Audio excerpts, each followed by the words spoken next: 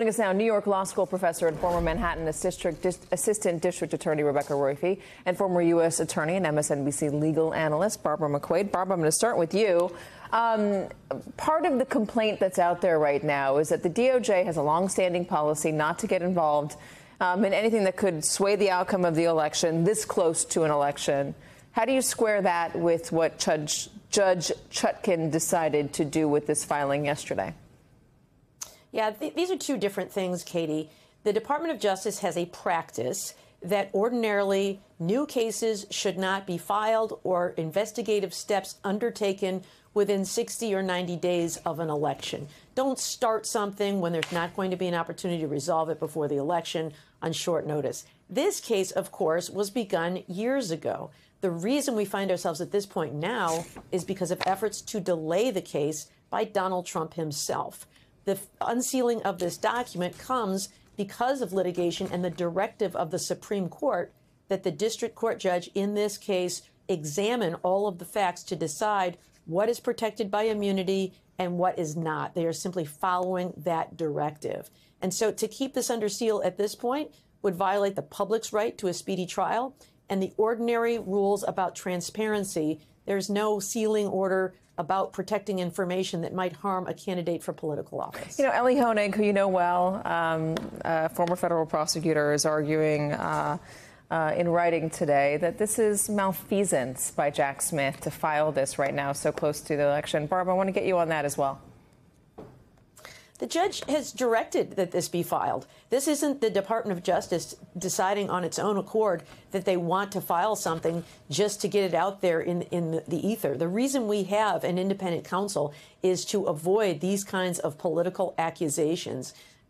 Jack Smith here is complying with an order of the court to move this case along and do the next step in the case. There's nothing that not only can they not do this, they should not do this because a judge has ordered them to file this.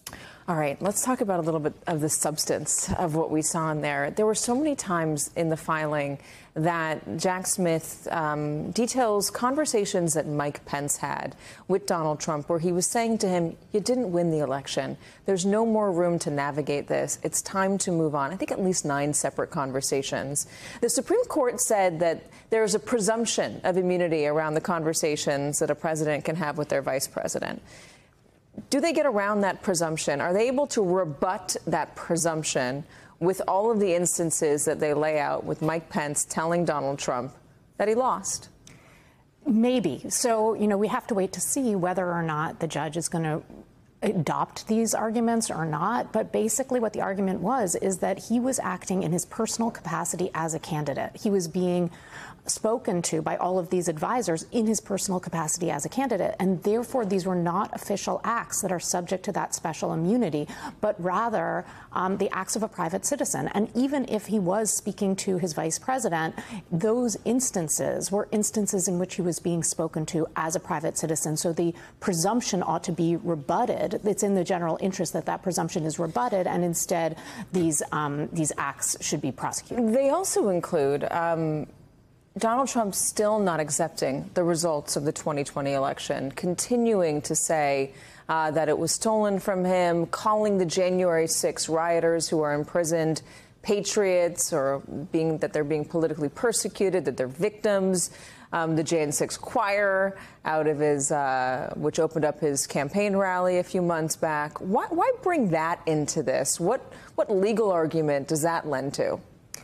That it is, again, I mean, I think part of this is that this is part of his campaign rhetoric. And combine that. So they're saying he's doing it now, just like he did it then. He's a private citizen now. He was acting as a private citizen then. And it's in his personal self-interest to say these things. And that's why he was saying it then, and that's why he's saying it now.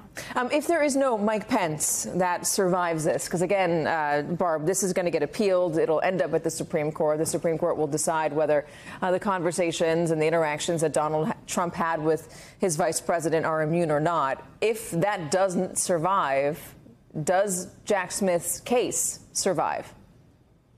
I think it does, Katie. That's because the Mike Pence portion of the case is only one of several schemes. Originally, there were 5.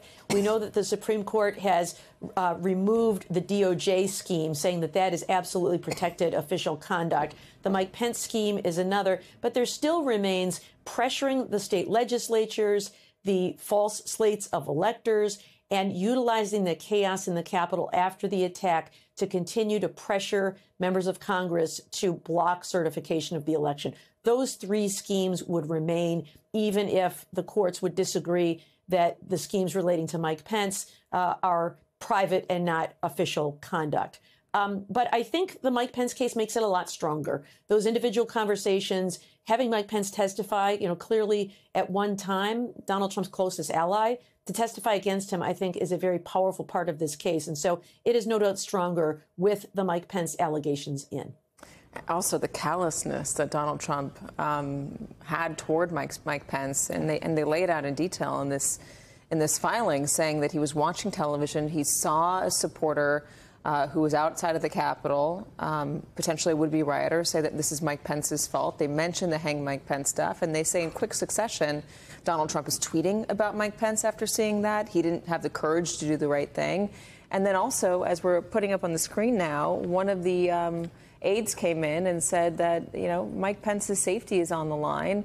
And Donald Trump's response was, so what? Legally speaking, what is the relevance to Donald Trump not caring about his vice president? Well, there's legally speaking broadly. So first of all, this is part of the narrative. As you said, this adds detail and texture to what we already knew. But it also goes legally to intent. What was he intending to do here? And that callousness adds to both that this was a personal act to advance his personal interests, and second, that he had no loyalty to the office itself and to his subordinates, but rather to himself and what he wanted to accomplish, which was to, have the presidency regardless of what the outcome of the election was.